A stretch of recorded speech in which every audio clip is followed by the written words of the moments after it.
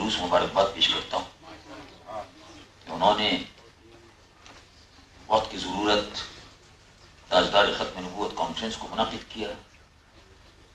اگرچہ اس سلسلے میں ہمیں اور آپ کو سب کو معلوم ہے کہ اہل سنت و جماعت کے پاس وسائل کی کمی ضرور ہے، لیکن الحمدللہ وسیلے کی کمی نہیں ہے. اور الحمدللہ اس کانفرنس کو منعقد کر کے انہوں نے اس میں کوئی شک نہیں کہ وقت کی ضرورت اور وقت کی آواز پر لبیک کہا اور اس کو پورا کیا. میں ان کی خدمت میں اپنی جانب سے اور ورلڈ اسلامک مشن کی جانب سے مبارکباد پیش کرتا ہوں. حضرت پیر سید منور حسین شاہ صاحب دامت برکاتہ العالیہ دیوانہ افروز ہے، اور یہ وہ خاندان ہے حضرت اقدس امیر ملت پیر سید جماعت علی شاہ صاحب محدث علی پوری نبر اللہ مرقدہ. انہوں نے جہاں تحریک ختم نبوت میں مرزا غلام احمد قادیانی سے مقابلے کے لیے جو عظیم کردار ادا کیا، وہ تاریخ کا، اہل سنت کی تاریخ کا ایک حصہ ہے. حضرت اعلیٰ پیر سید مہر علی شاہ صاحب نبر اللہ مرقدہ شیخ المشائخ، انہوں نے جو عظیم کردار اس زمانے میں ادا کیا، ان دونوں بزرگوں کا کردار تاریخ کا ایک حصہ ہے. اور پھر آپ جانتے ہیں کہ علمی روحانی جدوجہد جو اعلیٰ حضرت عظیم البرکت مجدد دین و ملت مولانا شاہ احمد رضا فاضل بریلوی، حضرت اعلیٰ گولروی، حضرت امیر ملت علی پوری، یہ تمام ہمارے اکابر مشائخ علماء، مشائخ طریقت اور علماء تھے جنہوں نے اہل سنت و جماعت کو منظم کرنے میں اور فتنہ قادیانیت کا مقابلہ کرنے میں بڑا اہم تاریخی کردار ادا کیا ہے. افسوس یہ ہے کہ ہم اس کو بھول گئے. سن 1973 میں اللہ تبارک و تعالیٰ نے یہ موقع عطا فرمایا کہ سن 1970 میں جمعیت علماء پاکستان پہلی مرتبہ سیاسی پلیٹ فارم سے اندر عمومی اسمبلی میں پہنچی. مخالفتیں بے شمار تھیں، اپنوں کی جانب سے مخالفتیں ہو گئی سب سے پہلے کہ نہیں یہ علماء کا سیاسی کام نہیں ہے، گھر بیٹھو. علماء کا یہ کام نہیں ہے، گھر بیٹھو، سیاست میں حصہ مت لو، گھر بیٹھو. بزرگ لوگ مشورے دیتے تھے، لیکن بہرحال ہم نے سیاسی طور پر، عملی طور پر سن 1970 کے انتخابات میں جمعیت علماء پاکستان نے حصہ لیا اور اس کے مقاصد تھے. جمعیت علماء پاکستان کا منشور بڑا مختصر ہے. دنیا بھر کی جتنی بھی جماعتیں ہیں ان کے منشور میں جو بھی ہے اپنی جگہ پر ہے، لیکن یہ سب سے مختصر منشور ہے. جمعیت علماء پاکستان کا منشور 2 لفظوں میں: مقام مصطفیٰ کا تحفظ، نظام مصطفیٰ کا نفاذ. یہ منشور. اب اس منشور سے کس کو اختلاف ہو سکتا ہے؟ اب اس منشور پر عمل کرنا تھا، اس منشور پر عمل کرنا تھا. میں حقائق کچھ آپ کے سامنے بیان کرنا چاہتا ہوں اور اہل سنت کو بتانا چاہتا ہوں کہ کن کن محاذوں پر آپ نے جنگ لڑی ہے اور ابھی لڑنے کی ضرورت ہے. اور اس سلسلے میں قیادت کے انتخاب کے سلسلے میں آپ کو بڑی پرتگالی کا مظاہرہ کرنا ہوگا اور بڑی احتیاط کے ساتھ اس دور میں چلنا ہوگا. اور ہم آنے والی صدی جو ہے اس کو اسلام کی صدی کیسے بنا سکتے ہیں؟ یہ وہ مسائل ہیں جس وقت ہمیں درپیش ہیں. اور الحمدللہ ہماری جماعت اہل سنت یہاں موجود ہے، ورلڈ اسلامک مشن کی قیادت بھی یہاں موجود ہے. مل بیٹھ کر اس سلسلے میں کام کرنے کی شدید ترین ضرورت ہے. چنانچہ پاکستان میں یہ چیلنج درپیش تھا.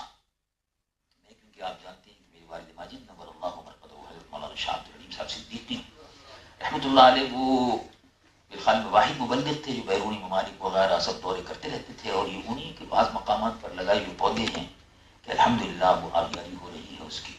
تو وہ اس زمانے میں کہیں جہاز سے، کہیں ریل سے، اور کہیں پیدل، اور کہیں بیل گاڑیوں میں افریقی ممالک میں اور ساؤتھ امریکہ میں، یعنی کہاں کینیڈا میں اور امریکہ میں، مختلف ممالک میں، آسٹریلیا میں، نیوزی لینڈ میں، جاپان میں اور چین میں اس زمانے میں وہ تبلیغی دوروں پر تشریف لے جاتے تھے اور قادیانیت کا بھی ساتھ ساتھ اور عیسائیت کا بھی مقابلہ کرتے تھے. تو قادیانیت کے سلسلے میں ایک ذہن میں میری بھی بات تھی اور ہم نے الحمدللہ قومی اسمبلی میں پہنچے.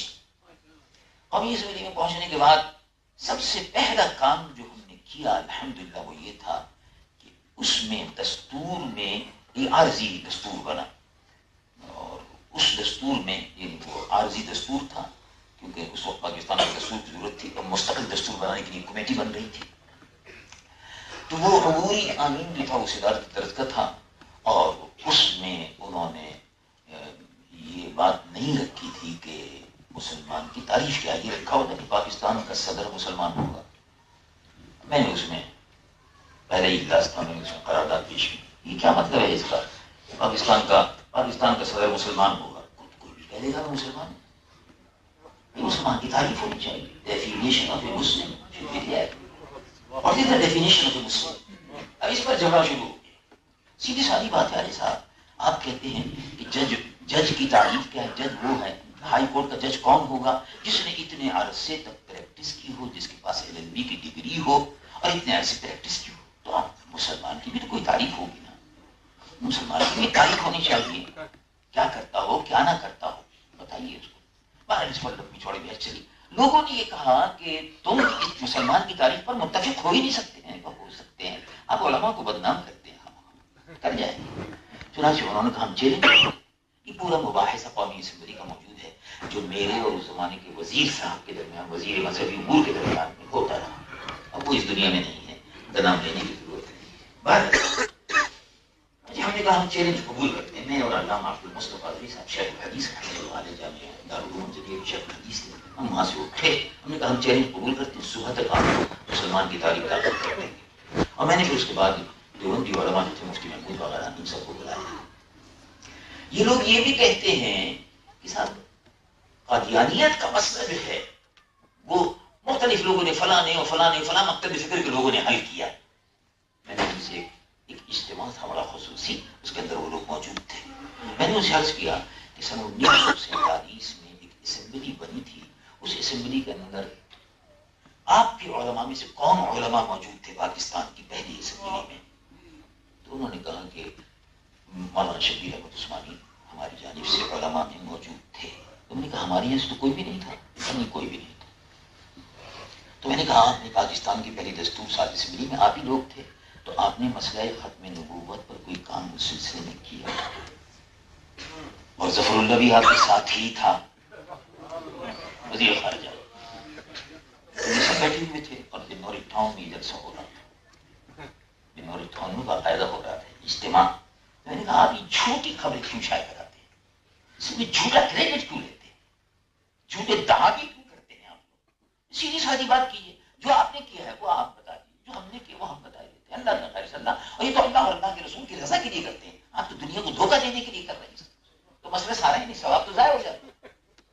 اب سیدھی سادی بات بتائیے. اچھا, اس کے بعد پہلے قومی اسمبلی میں آپ موجود تھے, ہم لوگ میں سے کوئی بھی نہیں تھا. جمعیت علماء پاکستان والوں میں سے کوئی بھی نہیں تھا. وہاں بالکل کوئی نہیں تھا.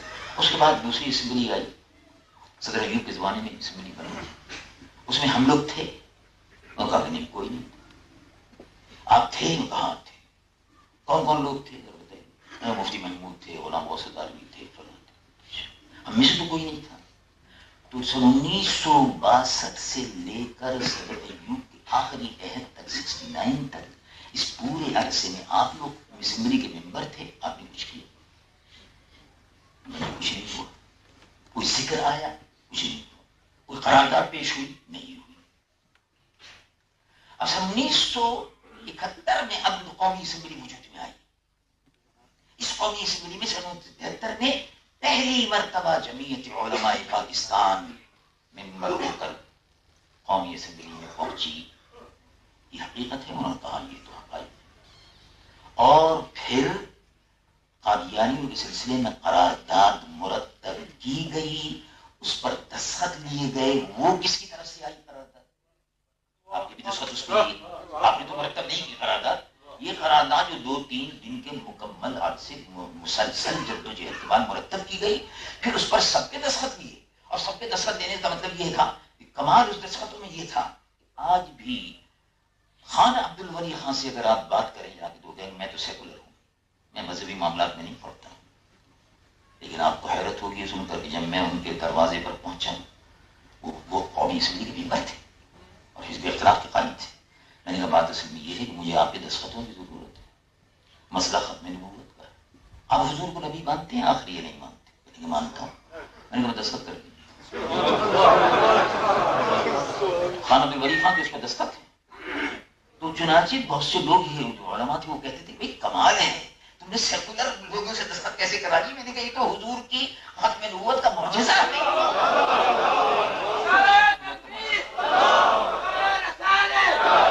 الحمدللہ 2-3 روز کی جدوجہد کے بعد میں آخر میں 1973 میں قرارداد میں پیش کی.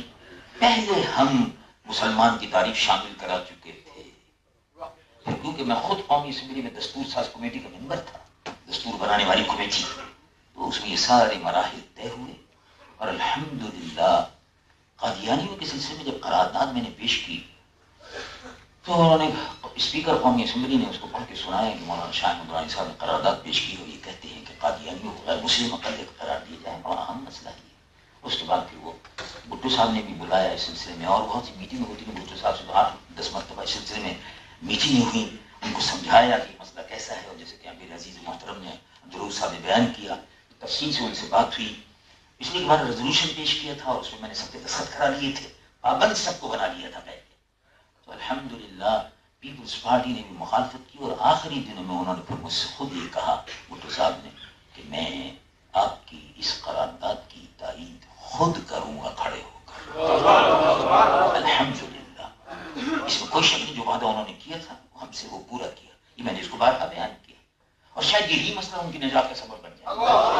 اس میں کوئی شک نہیں. چنانچہ انہوں نے کھڑے ہو کر قومی اسمبلی میں کہا کہ مولانا نے شاہ احمد درانی نے وہ اس چھپی ہوئی ردا ہے، مولانا نے جو قرارداد پیش کی میں اس کی تائید کرتا ہوں، اپنی پارٹی کی طرف سے بھی تائید کرتا ہوں. ان کو غیر مسلم اقلیت قرار دیں گے ہم، اور جو مطالبات اس سے مولانا نے کیے ہیں اس کو منظور کرتے ہیں. وہ ساری چیزیں درپیش تھیں. قرارداد الحمدللہ اس قرارداد کے پیش کرنے کا شرف حاصل ہوا. اس میں جب قرارداد کے متعلق یہ بات آ گئی اخبارات میں کہ قرارداد کل 30 جون کو یہ قرارداد پیش ہوئی، 31 جون کے اخبارات میں مولانا شاہ احمد درانی صاحب نے قرارداد پیش کر دی، قادیانی و غیر مسلم اقلیت قرار دی جائے اور حکومت سے مطالبہ کیا ہے اور قومی اسمبلی کا اجلاس اس سلسلے میں طلب کر دیا گیا. کیونکہ بجٹ اجلاس ختم ہونے سے پہلے میں نے پیش کر دی تاکہ اسمبلی کا اجلاس ختم نہ ہو. وہ چلتا رہا. اس کو مرزا غلام احمد قادیانی کا جو پوتا ہے ناصر، اس نے ٹیلی گرام دیا قومی اسمبلی کے اسپیکر کو. میں تو قرارداد پیش کر کے چلا گیا تھا. 1 دن کا وقفہ تھا، اگلے دن بحث شروع ہونی تھی. محرک جو قرارداد کا ہوتا ہے اس کو 1 گھنٹہ ملتا ہے، کبھی 8 گھنٹہ کبھی 1 گھنٹہ کہ وہ اپنی قرارداد پر بحث کرے. پھر اس کی تائید میں لوگ بولنا شروع ہو جاتے ہیں، مخالفت میں جو بھی ہو. تو میرا حق تھا برن. اسپیکر نے مجھ کو ٹیلی فون کیا اور کہا کہ میں بڑے اہم مسائل پر آپ سے بات کرنی ہے مجھ کو، اور وہ 2-3 ٹیلی گرام آئے ہیں، ٹیلی فون آئے ہیں، آپ میرے پاس جب اسمبلی میں آئے تو چیمبر میں ملیں مجھ سے. میں گیا. انہوں نے کہا کہ مرزا ناصر احمد یہ کہتے ہیں کہ جب شاہ احمد درانی نے قرارداد پیش کی ہے تو ہم کو بحث کا موقع ملنا چاہیے، ہم کو اس بات کا موقع ملنا چاہیے کہ ہم یہ ثابت کر سکیں کہ جو کچھ انہوں نے کہا ہے وہ غلط ہے. تو آپ کیا کہتے ہیں ان کو موقع ملنا چاہیے؟ میں نے کہا بالکل ملنا چاہیے. ہم چاہتے ہیں کہ وہ آئیں. وہ تو چھپتے پھرتے ہیں، ہم تو چاہتے ہیں کہ وہ آئے. کہیں کہ پھر تو یہ مناظرے کی شکل ہو جائے گی. میں نے کہا وہ یہی چاہتے ہیں تو ایسے ہی کر لیں. اور یا پھر یہ کہ وہ اپنا بیان دینا چاہتے ہیں، ہم قومی اسمبلی کے ممبروں کو مطمئن کرنا چاہتے ہیں. تو پارلیمنٹ کا سیشن یعنی قومی اسمبلی کا سیشن ان کیمرہ ہوگا. چنانچہ ان کیمرہ یعنی مطلب یہ ہے کہ غیر متعلق لوگ نہ آنے پائیں، صرف ممبران قومی اسمبلی ایک مسئلے کو طے کریں گی. پارلیمنٹ ان کیمرہ میں نے کہا فلاں سیکشن کے تحت آپ بلا سکتے ہیں، بلائیے اس کو بھی بلائیے. اور میں نے کہا ابھی تو اس کا آیا ہے، وہ لاہوری جو ہے ان کا بھی آئے گا. ہمارا یہ خود ستائی نہیں ہے. ریزولوشن پیش ہو گیا اور اس کے گواہ میں نے کسی سے ذکر نہیں کیا تھا، لیکن مولانا نیازی صاحب اس کے گواہ ہیں اور وہ خود بھی، اور اسی طرح سے اور بہت سے لوگ اس کے گواہ ہیں. صوفی ریاض صاحب نیازی 8-10 لوگ اس کے گواہ ہیں. حکومت پاکستان کے ایک سیکرٹری جو ہیں انہوں نے مجھے ٹیلی فون کیا، وہ میرے جاننے والے ہیں، وہ کراچی کے تھے. انہوں نے ہی دوسرے لوگوں سے بیان کیا، میں نے کسی سے ذکر نہیں کیا تھا، مجھ سے ذکر کیا. کہا میرے مکان پر آپ تشریف لے آئے تو بہت دن ہو گئے کھانا وانا نہیں کھایا، فرصت ہے آپ کو آج کل کسی کو؟ میں نے کہا کل آ جائیں گے انشاءاللہ، آج تو موقع نہیں ہے، کل آ جاؤں گا۔ چنانچہ کھانے کے لیے پہنچ گیا، وہاں 2-3 آدمی بیٹھے ہوئے تھے اور بریف کیس بھی تھا۔ انہوں نے کہا یہ لوگ آئے ہیں مرزا غلام احمد قادیانی کے سلسلے میں، یہ کہتے ہیں کہ ان کا نام اس سلسلے میں کہ مرزا غلام احمد کے ماننے والوں کو یہ نکال دیا جائے، غلام احمد قادیانی کا نام نکال دیا جائے، کانسٹیٹیوشن میں یہ نام آ رہا ہے۔ میں نے کہا اور کیا چاہتے ہیں؟ میں نے کہا بس وہ یہ ہے، اور یہ جو لاہوری گروپ ہے اس کا بھی نکال دیجیے آپ، تو ایک درمیانے قسم کا رکھیے جو لوگ عقیدہ ختم نبوت سے منکر ہو رہا ہے۔ تو میں نے کہا بات اصل میں یہ ہے کہ نہیں، وہ بریف کیس موجود ہے، اس میں اتنا لاکھ روپیہ موجود ہے، 50 لاکھ کی کتنا، تو میں نے کہا بات اصل میں یہ ہے کہ وہ بہت زیادہ قیمت مل چکی ہے، الحمدللہ مل چکی ہے۔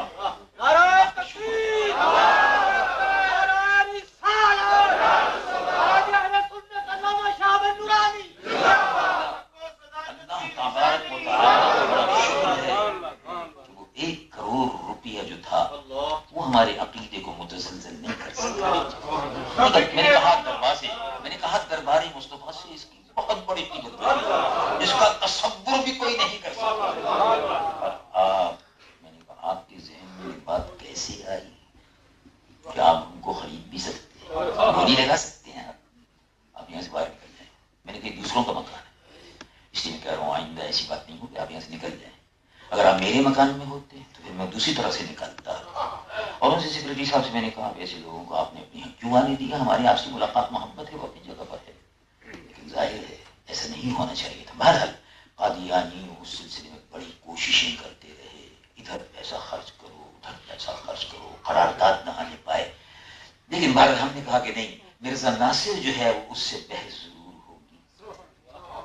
چنانچہ آپ کو معلوم ہوگا اس زمانے کے اخبارات میں آیا 180 سوالات مرزا غلام ناصر صاحب سے کیے قومی اسمبلی کے اندر، اور سوالات کا طریقہ یہ ہوتا تھا کہ اٹارنی جنرل بیچ میں ہوتے تھے، براہ راست سوال نہیں کر سکتے تھے، اور تمام ممبران جو تھے، اصل یہ ہے کہ بعض ممبران قومی اسمبلی جو تھے جن کو ورسائیوں نے پیسے دے کر گئے تھے، پھر سننی ارے صاحب یہ مذہبی جھگڑا تھے، اسمبلی میں بحث کرنی ہے، چھوڑو جی شادی چھوڑو جی، تمہارے اسمبلی تو باہر کر لینا، تو مسجد میں جا کے دو، جی دارالعلوم میں تو فیصلہ کر دینا۔ میں نے کہا یہ دارالعلوم کے فیصلے ہو چکے، مسجد میں بھی فیصلے ہو چکے، اب قومی اسمبلی کا فیصلہ باقی ہے، یہاں ہوگا۔ تو الحمدللہ 2 مہینے تک مسلسل یہ بحث قومی اسمبلی میں چلتی رہی۔ آخری دن اب سوال جواب کی نشست کی 5واں دن تھا، مرزا ناصر احمد سے سوالات ہو رہے تھے۔ میں نے اٹارنی جنرل کو سوال دیا، رات کو تقریباً 2-3 بجے تک وہ اٹارنی جنرل یحییٰ بختیار ہیں، ابھی زندہ ہیں، اللہ تعالیٰ ان کی عمر میں برکت دے، انہوں نے دن رات، وہ ظاہر پیپل پارٹی کے لوگوں میں سے تھے، لیکن اس میں کوئی شک نہیں کہ ایک مسلمان کی حیثیت سے انہوں نے کردار ادا کیا۔ رات کے 2 بجے تک وہ بیٹھے رہتے تھے، 3 بجے 4 بج گئے صبح، اور پھر صبح 9 بجے اجلاس شروع ہو جاتا تھا۔ وہ ہمارے ساتھ بڑی محنت انہوں نے کی، میں سمجھتا ہوں ہم سے زیادہ انہوں نے کی۔ تو وہ سوالات ان کو دیتے، میں نے کیسے پوچھی کہ تل ابیب میں ان کا آفس ہے؟ انہوں نے کہا کہ نہیں ہے۔ تل ابیب میں قادیانیوں کا کوئی ہیڈ کوارٹر بنا ہوا ہے، یہودیوں کے دارالسلطنت تل ابیب میں؟ کا نہیں، کوئی نہیں ہے۔ کوئی ان کی عمارت وغیرہ وہاں ہے؟ کا نہیں، کوئی نہیں ہے۔ تو کاغذات ہمارے پاس تھے کہ یہ کاغذات کہ یہودیوں کے ایجنٹ ہی عربوں کو تل ابیب سے نکالا جا رہا ہے، قتل کیا جا رہا ہے، مارا جا رہا ہے، ان کی زمینوں سے بے دخل کیا جا رہا ہے، اور مرزائیوں کو آباد کیا جا رہا ہے فلسطین۔ یہودی قادیانی ایک ہے، اس پر بھی وہ لاجواب ہوئے۔ پھر مرزائیت ایک مسئلہ اور آیا، انہوں نے کہا کہ آپ جو بحث کر رہے ہیں کہ قادی کوئی نبی تشریعی نہیں، زندی نہیں، فلاں نہیں، فلاں نہیں، مولوی محمد قاسم نانوتوی بانی دارالعلوم دیوبند نے لکھا، بانی دارالعلوم کی، اسے سوال کیا کہ ان علماء سے آپ پوچھیے، وہ بڑھ بڑھ کے سوالات ہمارے آ رہے تھے، ان علماء سے آپ پوچھیے۔ محمد قاسم نانوتوی صاحب نے تہذیب الناس میں لکھا کہ اگر حضور مقبول صلی اللہ علیہ وسلم کے بعد کوئی نبی آ جاتا ہے، حضور کی خاتمیت میں کوئی فرق نہیں آتا، اگر مگر۔ تو میں نے کہا یہ جواب یہ دیں گے ہمارے ذمہ، یہ ہمارے ذمہ، ہم ان کا دفاع نہیں کریں۔ بیٹھے فیروز صاحب ان سے پوچھیے، مولانا غوث زاروی صاحب بیٹھے ہوئے ان سے پوچھیے، عبدالحکیم صاحب بیٹھے ہوئے ان سے پوچھیے، یہ تین بیٹھے ہوئے ہیں، یہ بتائیں گے کہ اس عبارت کا مفہوم کیا ہے۔ ہمارے متعلق کوئی ایسی بات نہیں ہے۔ الحمدللہ اہل سنت و جماعت کا جو عقیدہ ہے وہ دکھا کر سامنے آیا، اور اب بحث ختم ہو رہی تھی، آخری مرحلے پر تھی۔ قومی اسمبلی کی جو چھت ہے، اللہ اللہ کیا معجزہ ہے حضور، قربان یا رسول اللہ۔ قومی اسمبلی کے ممبر اس کے گواہ ہیں۔ عجیب و غریب بات تھی، جب آخری سوال ختم ہوا، مرزا غلام احمد مرزا ناصر چپ ہوا، اور ابھی ایک اور ممبر تھے بھی پارٹی کی طرف سے، انہوں نے بھی کوئی سوال کرنا تھا، وہ رہ گیا تھا، تو انہوں نے کہا کہ ابھی بات کرتے ہیں۔ وہ ذرا اپنا منہ صاف کر رہا تھا، پسینے وغیرہ اس کو آ رہے تھے، کہ اتنے میں جس چھت کے نیچے وہ بیٹھا ہوا، سامنے بیٹھا ہوا تھا، ہم لوگ ممبر قومی اسمبلی کی اس طرح بیٹھے ہوئے تھے، سامنے وہ بیٹھا ہوا تھا، اس کے بعد اسپیکر بیٹھے ہوئے تھے، جس جگہ وہ بیٹھا ہوا تھا چھت بالکل بند، چھت بالکل بند، اسی چھت بند ہے، اس بند چھت میں سے کوئی چیز گرنی شروع ہوئی، جو اس کے صافے پر، ناصر کے صافے پر اور چہرے پر گری، اور اس نے کہا mister speaker I am disturb, I am disturb, mister speaker. پیچھے اسپیکر بیٹھے تھے نا اس کے، ان کا اسپیکر صاحب پریشان ہو گئے، کیا ہو گیا؟ تو وہ جلدی سے اسپیکر نکال دی، جلدی سے دوسرا جو نوکر وہاں کھڑے رہتے ہیں ملازمین، قاصد وغیرہ، چپراسی، پیون وغیرہ، پانی لاؤ یہ لاؤ، تمام اس کے منہ پر گندگی تھی، اس کے صافے پہ گندگی تھی، معلوم جیسے چڑیا نے معلوموں کو گندگی ڈال دی ہے اس میں، اور اس سے چھت میں سے پھٹ کر نکل کر آ رہی ہے، خیال ہی نہیں تھا۔ کچھ لوگ اٹھے اور انہوں نے کہا کہ اس کا منہ ہم سب کے سامنے کالا ہو۔ وہ چڑیا کی، جانور کی گندگی اور غلاظت تھی جو مرزا ناصر کے چہرے پر پڑ رہی تھی، بس یہی آخری فتح تھی، اور اس کے بعد اسمبلی کا اجلاس جو تھا برخاست ہو گیا۔ ممبران نے اکثریت سے فیصلہ کیا کہ قادیانی کو غیر مسلم اقلیت قرار دیا جائے، بھٹو صاحب نے اس فیصلے کو تسلیم کیا، اور اس کے بعد اعلان ہو گیا، اور الحمدللہ یہ بہت بڑی تاریخی کامیابی تھی، اس لیے کہ قادیانی پاکستان کے نام پر باہر جاتے تھے، ہم پاکستان سے آئے ہیں اور پاکستان میں ہم ہیں، تو لوگ یہ سمجھتے تھے کہ پاکستان، جو کچھ پاکستان سے آ رہا ہے وہ ٹھیک ہے، جو عقیدہ وہاں سے پھیلایا جا رہا ہے وہ صحیح ہے، لیکن الحمدللہ قادیانی کو غیر مسلم اقلیت قرار دینے کے بعد یہ سلسلہ سب بند ہو گیا، اور اللہ تبارک و تعالیٰ کا شکر ہے کہ افریقہ کی سرزمین پر بے شمار مسجدیں تھیں، بے شمار دفاتر تھے ان کے قادیانیوں کے، وہ سب بند ہو گئے، بند ہو گئے، اور مسلمانوں کو پتہ چل گیا کہ یہ غیر مسلم اقلیت ہے۔ اب یہ مسئلہ تو اپنی جگہ پر ہو گیا، اس میں کوئی شک نہیں کہ یہ مسلمانوں کا ایک اجتماعی عقیدہ ہے، بنیادی عقیدہ ہے، اور جیسے کہ آپ نے بھی سنا کہ حضرت سیدنا ابوبکر صدیق رضی اللہ عنہ وارضاہ کو مختلف چیلنج درپیش تھے، مدینہ منورہ میں یہودیوں کا چیلنج درپیش تھا، مدینہ منورہ میں یہودی تھے، مانے کی زکات کا چیلنج درپیش تھا، جیسے کہ بھی حضرت شاہ صاحب نے ارشاد فرمایا، صدر محترم نے ارشاد فرمایا، عیسائیوں کا چیلنج درپیش تھا، اور ایران کے آتش پرستوں کا چیلنج بھی درپیش تھا۔ دنیا کی دو سپر پاور، بیزنٹائن امپائر اس زمانے میں تھی، اور پرشین امپائر، ایرانیوں کی سلطنت اور عیسائیوں کی سلطنت، یہ دو سلطنتیں جو ہیں ان کا چیلنج بھی تھا، لیکن ابو بکر صدیق رضی اللہ عنہ نے فرمایا کہ میں عقیدہ ختم نبوت کا تحفظ کروں گا، اور یہ جو جنگ لڑی گئی ہے یمامہ کی، یہ وہ عظیم الشان جنگ تھی کہ جس میں 1000 سے زائد حافظ قرآن صحابہ نے حصہ لیا، 1000 سے زائد، تقریباً 20,000 کے قریب کچھ صحابہ کی مجموعی قوت تھی، جس میں زید بن خطاب اور تمام بڑے بڑے جلیل قدر صحابہ، اور خالد بن ولید رضی اللہ عنہ وارضاہ شام کی طرف تھے، تو ابو بکر صدیق رضی اللہ عنہ وارضاہ نے خاص طور سے ان کو کہا کہ تم شام کے محاذ کو چھوڑ کر فوراً پہنچو۔ مسلمانوں کی اجتماعی قوت ابو بکر صدیق رضی اللہ عنہ وارضاہ نے وہاں لگا دی، کس فداکاری سے جذبہ تھا مسلمانوں کا، سپہ سالار کے لشکر کے سپہ سالار نے کہا کہ جاؤ مسیلمہ کذاب سے جا کے بات کرو، پہلے اس کو دعوت دو، اسلام قبول کر مسیلمہ کذاب۔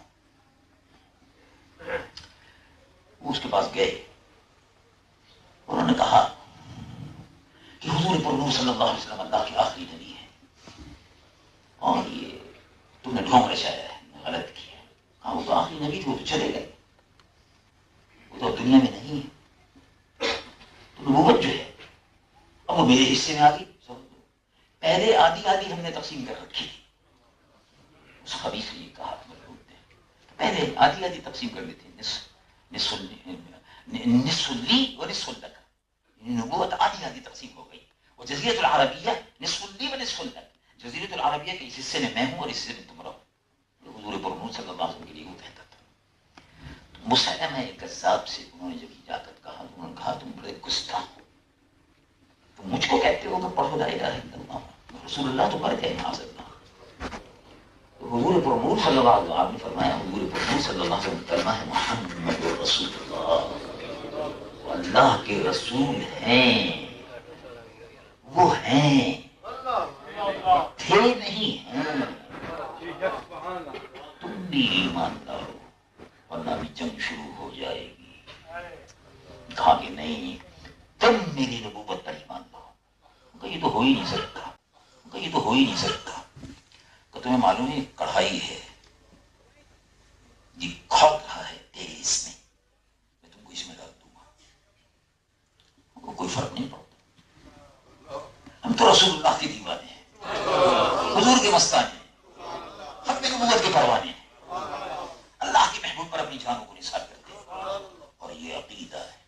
رب العالمین جل جلالہ امر والارشاد فرماتا ہے ما کان محمد ابا احد من رجالکم ولكن رسول اللہ، مردوں میں سے کسی مرد کے باپ نہیں ہے، اللہ کے رسول، ولكن رسول اللہ وخاتم النبیین،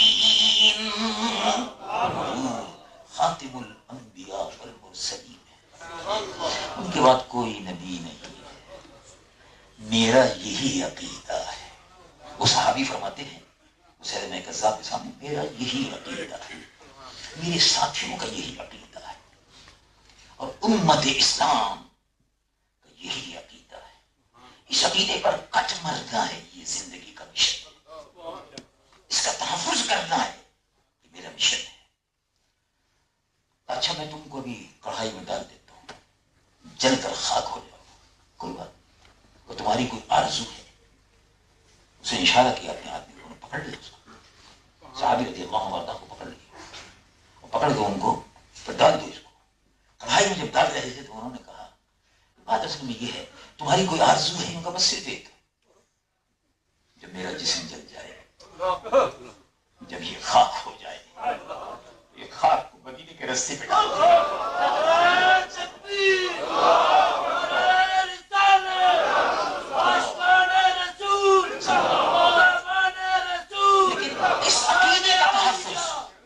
اس عقیدے کا تحفظ ہم اپنے خون کو دے کر، جان کی قربانی دے کر کریں۔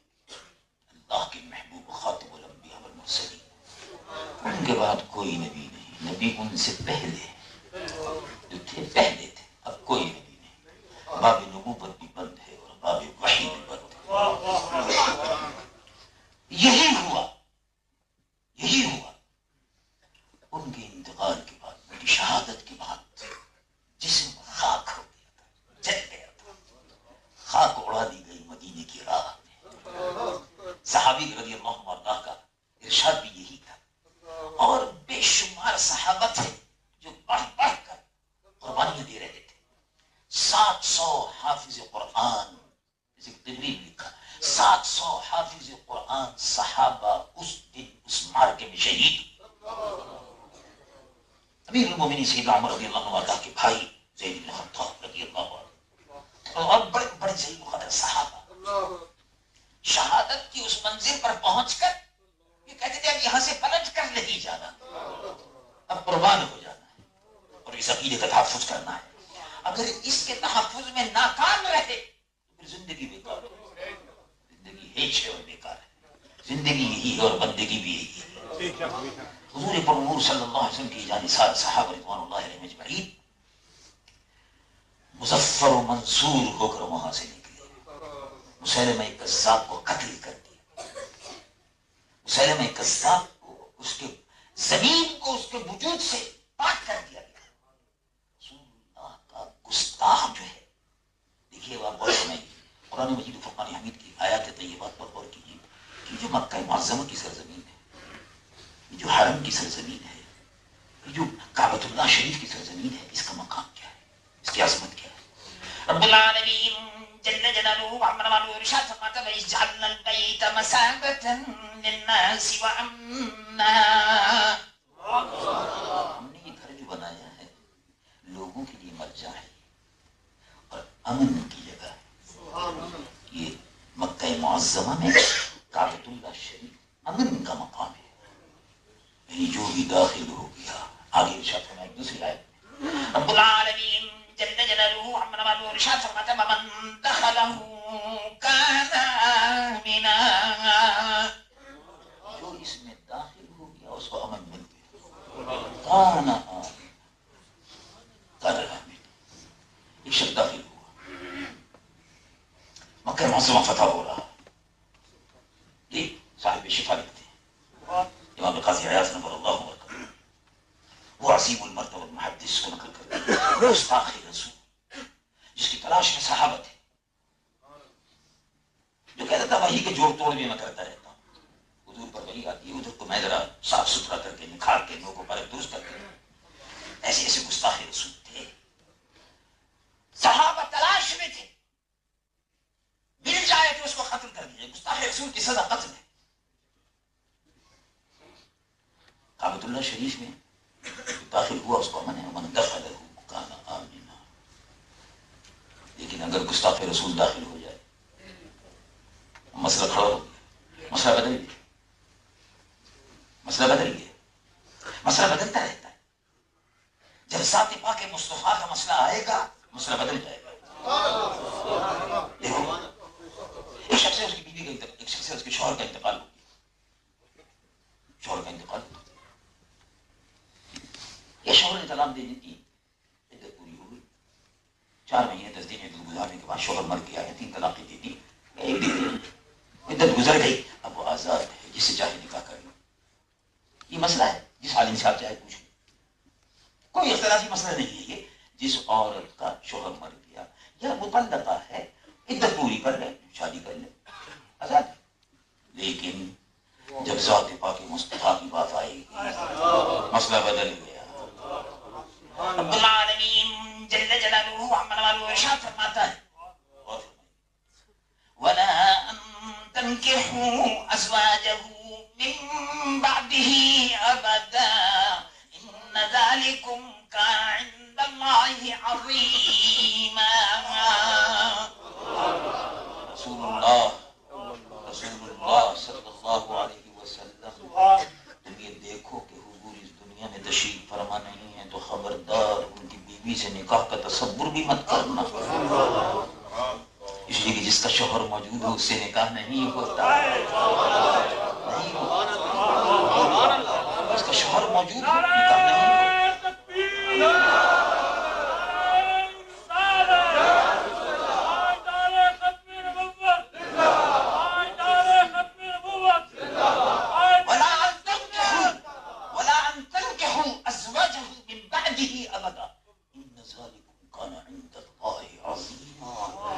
تصور بھی بہت بڑا گناہ ہے، گناہ کبیرہ ہے، عظیم. خبردار میرے محبوب کی اہل خانہ جو ہیں، اہل بیت جو ہیں، اہل بیت ازواج مطہرات اہل بیت ہیں. وقرن فی بیوتکن ولا تبرجن تبرج الجاہلیۃ الاولی واقمن الصلاۃ وآتین الزکاۃ وَأَطِعْنَا اللَّهَ وَرَسُولَهُ إِنَّمَا يُرِيدُ اللَّهُ لِيُذْهِبَ عَنْكُمْ الرِّجْسَ أَهْلَ الْبَيْتِ. اہل بیت میں اہلیہ محترمہ، خواتین، اہل بیت، گھر والیاں سب شامل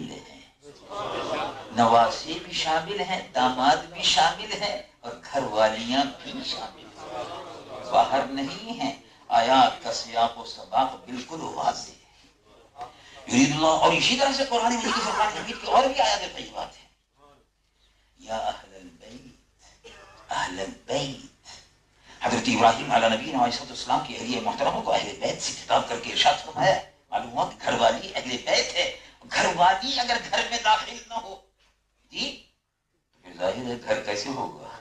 گھر والی تو پہلے ہے, پھر گھر والی سے پھر نسل چلتی. تو حضور پر نور سید العالمین مصطفیٰ صلی اللہ علیہ وسلم نے ارشاد فرمایا تو کیوں نکاح نہیں ہو سکتا؟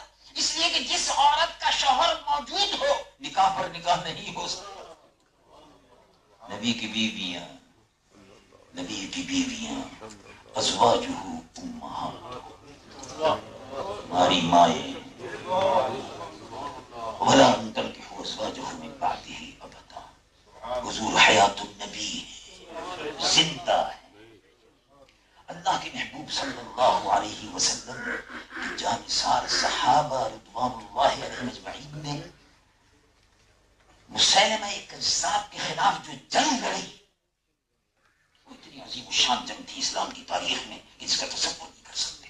اگر 700 صحابہ شہید ہو گئے, قرآن کے حافظ قرآن صحابہ شہید ہو گئے, بڑا نقصان تھا. جو قرآن مجید و فرقان حمید کی تدوین کا کام شروع ہوا, یہ اس وقت سے شروع ہوا.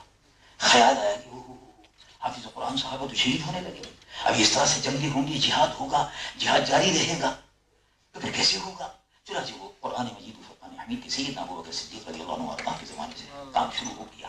قرآن کے حافظ صحابہ کو جمع کرنا شروع کیا. کعب ہیں, یہ ہیں, وہ ہیں, زید ہیں, سب جمع ہونے شروع. عبداللہ بن مسعود وغیرہ وغیرہ سب رضی اللہ عنہ جمع ہونے شروع ہو گئے اور کام اس سلسلے میں شروع ہوا. تو سیدنا ابو بکر صدیق کے عہد اقدس میں ختم نبوت کے تحفظ کے لیے بڑی عظیم قربانیاں مسلمانوں نے دی.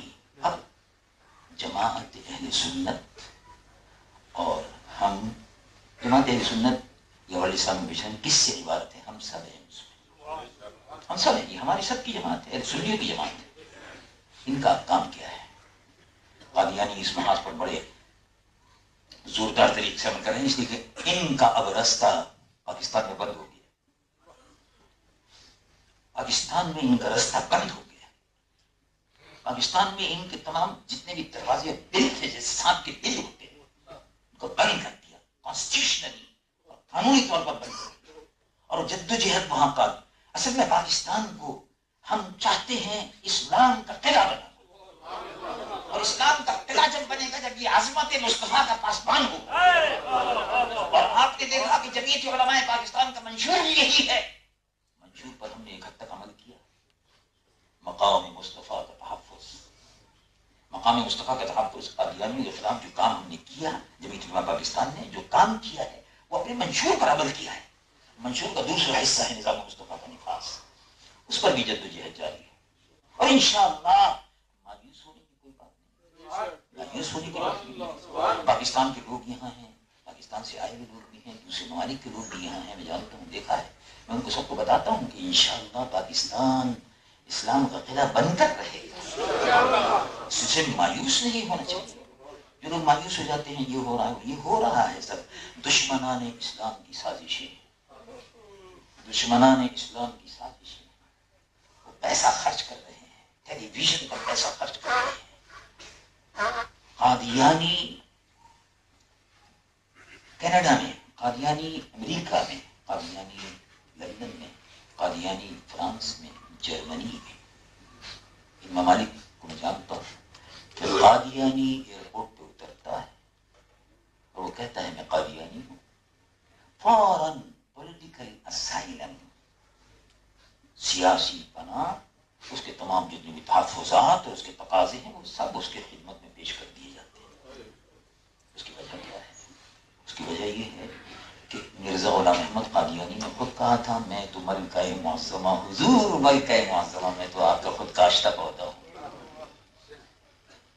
یہ تو تحریر ہے, یہ عبارت موجود ہے مرزا غلام احمد قادیانی کی کہ ملکہ معظمہ, میں تو آپ کا خود کاشتہ پودا ہوں. لفظ کرنے کا یہ ہے کہ تو انگریز کا خود کاشتہ پودا ہے. یہ تو امریکن اور استعماری قوتیں، صلیبی قوتوں کا یہ خود کاشتہ پودا ہے. یہ مرزا غلام احمد قادیانی تمام سہولتیں ان کو دی جا رہی ہیں. ایسے میں کرنا کیا ہے؟ سال میں ایک مرتبہ ختم نبوت کانفرنس کر لو. یہ کام نہیں بنے گا. ایسے کام نہیں بنے گا. وہ بڑے سائنٹیفک انداز میں، بڑے سائنٹیفک طریقے سے آ رہے ہیں. اللہ تبارک و تعالیٰ کا بڑا شکر ہے. میں پاکستان میں رہتا ہوں اور الحمدللہ اس زمانے میں جب قومی اسمبلی میں ریزولوشن پیش کیا تو لوگ موجود ہیں، گواہ اس بات کی، لوگ جانتے ہیں. میں الحمدللہ آرام سے اپنا پیدل جاتا تھا اور پیدل آتا تھا اور اس پر بحث ہو رہی تھی. 2 مہینے لوگوں نے مجھ سے کہا بھی کہ ماریں گے تم کو، تمہاری فکر میں بہت کر رہے ہیں. میں نے کہا وہ موت ساتھ ساتھ ہے، جب تک وقت نہیں آئے گا آنے نہیں دے گی کسی کو، ساتھ ساتھ. اس کی میں نے کہا آپ فکر نہ کریں. ان کے پاس بے پناہ ہو گیا ہے. یہ حسن بن صبا کی جو ٹیکنیک ہے اس پر عمل کرتے ہیں. حسن بن صبا کی تاریخ آپ نے پڑھی ہوگی. فرقہ باطنیہ، لڑکیاں، حشیش وغیرہ وغیرہ، یہ سارے کام کرتے تھے. ان کے پاس بھی لڑکیوں کے گروہ، خوبصورت حسین لڑکیاں ہیں، نوجوانوں کے لیے تلاش کرتی ہیں. ان کے پاس بے پناہ پیسہ ہے جو ان کو ملا ہوا ہے اپنے آقاؤں سے اور تجارت میں. اور جو لوگ کام کر رہے ہیں ان کے مرزائی قادیانی، 10% وہ اپنی آمدنی کا اپنے فنڈ میں پہنچا دیتے ہیں.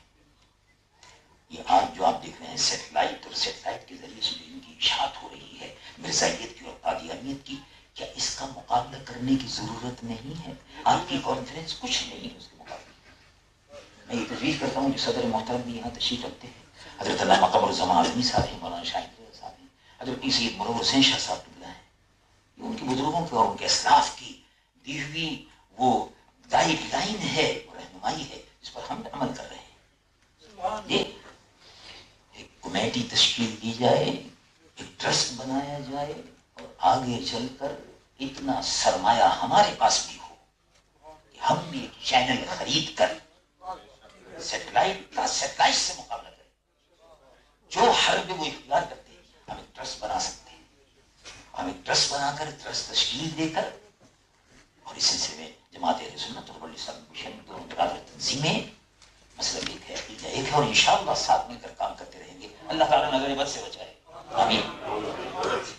کبھی اپنوں کی بھی نظر لگتی ہے اور کبھی غیروں کی بھی نظر لگتی ہے، سب سے بچائے. تو اس طرح سے مل کر کام کرنا ہوگا. اور ان کی جو جس طرح سے وہ حملہ آور ہو رہے ہیں عقائد اہل سنت پر، ٹھوس کام کرنا ہوگا. اور جو تجویز اعظمی صاحب نے دی ہے کہ نصاب تعلیم، ہماری جو مساجد ہیں ان میں ابھی سے ہمیں اپنے بچوں کو تحفظ کے لیے، ان کے دماغ، ان کے ذہن اور ان کے فکر کی تربیت کے لیے انتظامات ابھی سے کرنے ہوں گے. اور اس سلسلے میں جو بھی اقدامات کیے جائیں گے، میں اپنی جانب سے اور ورلڈ اسلامک مشن کی جانب سے آپ اپنا مکمل طور پر انشاءاللہ جو بھی خدمت ہوگی یہ ہمارے لیے باعث سرمایہ ہوگی، سرمایہ حیات ہوگی.